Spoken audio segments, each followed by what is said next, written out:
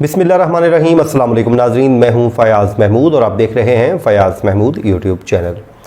नाजरीन, मियाँ वाली वाक़या से मुतल्लिक़ ही बात करेंगे, जहां पर आपको मालूम है कि एक संग दिल बाप ने, यानी कि सफ़ाक बाप ने अपनी 7 दिन की बेटी को सिर्फ़ इसलिए कत्ल कर दिया था कि वो एक बेटी क्यों पैदा हुई है। लेकिन अब वो अपने अंजाम को पहुँचने वाला है और उस हवाले से जो पेश रफ्त है वो बड़ी सामने आ गई है। आज उसको अदालत में पेश किया गया है और उस पर अदालत ने अहकामात जारी कर दिए हैं। एक तो जेल भेजने के अहकामात जारी किए हैं और दूसरा उसकी जो सज़ाए मौत की राह में एक बड़ी रुकावट हायल थी, अब वो भी दूर कर दी गई है। और सेकंड, इसमें एक बड़ी इंपॉर्टेंट ख़बर है कि ये ज़ाहिर जाफ़र पार्ट 2 मैं क्यों कह रहा हूँ वो भी इसी व्लॉग में आपके साथ शेयर करूँगा। आपको मालूम है कि नूर मुक़द्दम का जो कातिल था ज़ाहिर जाफ़र, उसका पार्ट 2 मैं कह रहा हूँ, तो मैं वो भी आपके साथ शेयर कर देता हूँ। उसके अलावा जो 7 दिन की बच्ची जन्नत थी जिसको शहीद कर दिया गया था, उस बच्ची की वालदा से मुतल्लिक उसके भाई की जानिब से कुछ तफसीलात सामने आई हैं, वो भी इस व्लॉग में आपके साथ शेयर कर दूँगा। सबसे पहले आज की अदालती कार्रवाई की बात कर लेते हैं। और आज उसका 3 रोज़ा जो फ़िज़िकल रिमांड था वो कंप्लीट हुआ और उनको जो उमर रशीद साहब हैं उनकी अदालत में, जो सीनियर सिविल जज हैं, उनकी अदालत में पेश किया गया। और आके अदालत में पुलिस की जानिब से ये बताया गया कि जो मुल्ज़िम है शाहज़ेब, इसका जो पिस्टल है जिससे इसने बेटी को कत्ल किया था, आला कत्ल, बरामद कर लिया गया है। ज़ाहिर है इस पे 3 दिन का टाइम था। पुलिस ने उसको जो जाए वारदात होगी या जहाँ पे इसने उसको छुपाया होगा वहाँ पर लेके गए होंगे और वहाँ से ये रिकवरी कर ली गई है। उसके अलावा आज जो रिपोर्ट है वो भी पेशरफ रिपोर्ट पेश की गई कि इस वक्त तक जो तफ्तीश है उसमें क्या क्या इक़दाम लिए जा चुके हैं और उसकी जो सफ़ा मिसल है वो भी तैयार करके अदालत में पेश की गई। अब उसमें होगा ये कि अदालत ने जो पिस्टल रिकवर हुआ है, मैं इस पे ज़ोर इसलिए दे रहा हूँ कि ये बड़ा इम्पॉर्टेंट होता है, क्योंकि हमारा जो फ़ौजदारी मुकदमात होते हैं इसमें पूरा केस अगर साबित हो जाए लेकिन उसमें आला कत्ल बरामद ना हो तो उसमें जो मुजरिम है या मुल्ज़िम है उसको सज़ा नहीं होती। तो अब इसमें आप ये कह लीजिए कि जब आला कत्ल बरामद हो गया है मुल्ज़िम के हाथों, तो अब इसकी राह में ये जो रुकावट आई हुई थी कि अगर आला कत्ल ना मिला तो शायद ये बच जाएगा,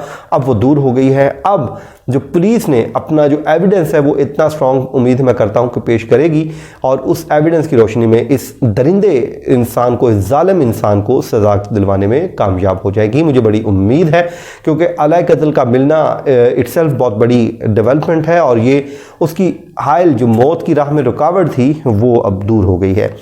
उसके अलावा जी अदालत ने एक और भी हुक्म जारी किया है और पुलिस को ये कहा है कि जल्द से जल्द अदालत में जो चालान है वो जमा करवा दें। और चालान जमा होने का मतलब है कि अदालत ये चाह रही है कि ट्रायल जो है वो शुरू किया जाए। 14 दिन के जुडिशल रिमांड पे अदालत ने मुल्ज़िम को भिजवा दिया है जेल में। अब मियाँ वाली जेल में 14 दिन का ये जुडिशल रिमांड शुरू हो चुका है और जब 14 दिन कंप्लीट हो जाएंगे तो मुल्ज़िम को एक बार फिर अदालत के रूबरू पेश किया जाएगा और उतनी देर में इसका जो चालान है वो आ जाएगा और चालान के बाद इस केस का बाकायदा ट्रायल शुरू होगा और इस पे मुल्ज़िम पे फ़र्द जुर्म आयद हो जाएगी। ये तो होगी जी आज की अदालती कार्रवाई जो सामने आई है। वहाँ पे हमारे जो मुख्तलिफ सोर्सेज हैं कोर्ट के बाहर और अंदर, और उसके अलावा पुलिस, ज़ाहिर है हम यहाँ पर होते हैं तो हमें थोड़ी सी मुश्किलात का सामना करना पड़ता है वहाँ से डिटेल्स हासिल करने के लिए, तो जो डिटेल्स आई हैं वो आपके साथ शेयर कर दी हैं। अच्छा जी, उसके अलावा ज़ाहिर जाफ़र का पार्ट 2 मैं इसलिए कह रहा हूँ कि जो इस जालिम इंसान के अहले खाना से मुतल्लिक हमें ये बताया जा रहा है कि घर वालों से मुतल्लिक ये बताया जा रहा है कि इसका ज़हनी तवाज़ुन दुरुस्त नहीं था।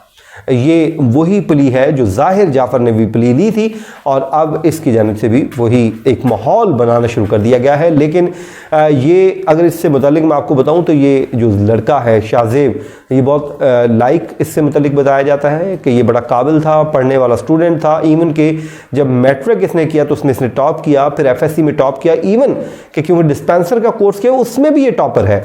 तो हर हवाले से ये काबिल स्टूडेंट था, लेकिन इसकी एक जो कमज़ोरी थी वो ये थी कि मेरी बेटी पैदा ना हो, बेटा पैदा हो। तो इसलिए इस हवाले से जो एक माहौल बनाना शुरू कर दिया गया है इसको बचाने के लिए कि इसके गले में फंदा ना लगे, तो उसको बचाने के लिए एक माहौल, वही माहौल जो ज़ाहिर जाफ़र के वक्त दिया गया था कि शायद वो भी ज़हनी पागल था और ये भी ज़हनी पागल है।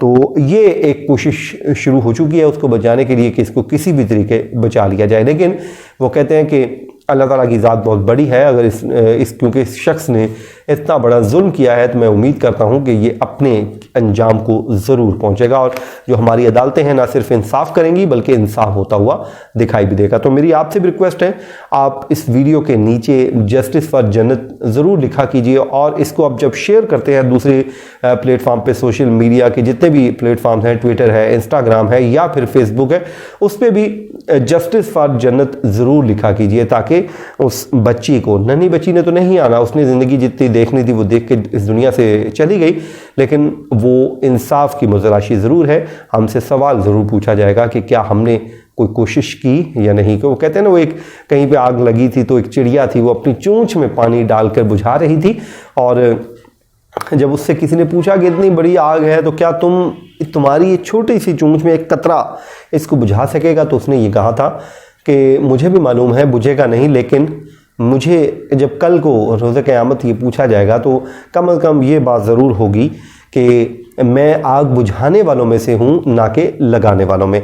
तो आप भी अपनी कोशिश जारी रखिए, इंसाफ इंशाल्लाह ज़रूर होगा और अल्लाह करेगा ज़रूर होना भी चाहिए। और हम क्योंकि जो जालिम के साथ नहीं, एटलीस्ट मजलूम के साथ खड़े हैं। उसके अलावा जी जो बच्ची थी जन्नत, उसकी वालदा की तबीयत से मुतल्लिक जो बताया जा रहा है कि वो बहुत अच्छी नहीं है, वो अभी तक जो स्टेबल नहीं हो पा रही। जो बच्ची के मामू यानी कि जो मिशेल फातिमा हैं, उनके भाई के मुताबिक जो उन्होंने इधर उधर इंटरव्यूज़ दिए हैं उसके मुताबिक जो हालत है वो अभी तक दुरुस्त नहीं है, बल्कि उनको जो नींद की जो स्लीपिंग पिल्स हैं वो दी जा रही हैं ताकि वो जैसे ही उनको होश आता है तो वो अपनी बच्ची से मुतल्लिक बार बार पूछती हैं कि वो मेरी बेटी कहाँ है, जन्नत कहाँ पे है। तो वो उनको वो बेहोशी का दौरा भी पड़ता है। तो इस हवाले से डॉक्टर्स ने उनको मुसलसल आराम के लिए कहा है कि इनको आराम जितना ज़्यादा दिलवाएंगे ताकि इनका जो मेंटल वो है वो थोड़ा सा अपसेट है वो सुकून में आए और ताकि इस सदमे को वो बर्दाश्त कर सकें। ज़ाहिर है ये इतना बड़ा सदमा है और इस सदमे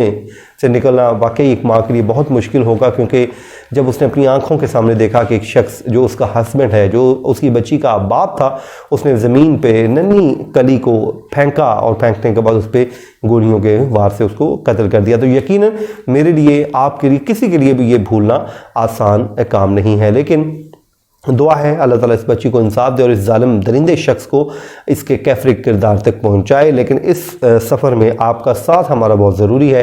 आपका साथ रहेगा तो इंशाल्लाह हम भी इसी तरह जोश व जज्बे के साथ अपनी आवाज़ जो है बुलंद करते रहेंगे, ठीक उसी तरह जिस तरह हमने नूर मुकद्दम कत्ल केस में आवाज़ बुलंद की और जो मुजरिम था वो कैफरे किरदार को पहुँचा। मुझे अपनी दुआ में याद रखिए। अल्लाह आपको अपने हिफ्ज़-ओ-मान में रखे। अल्लाह ने के मान।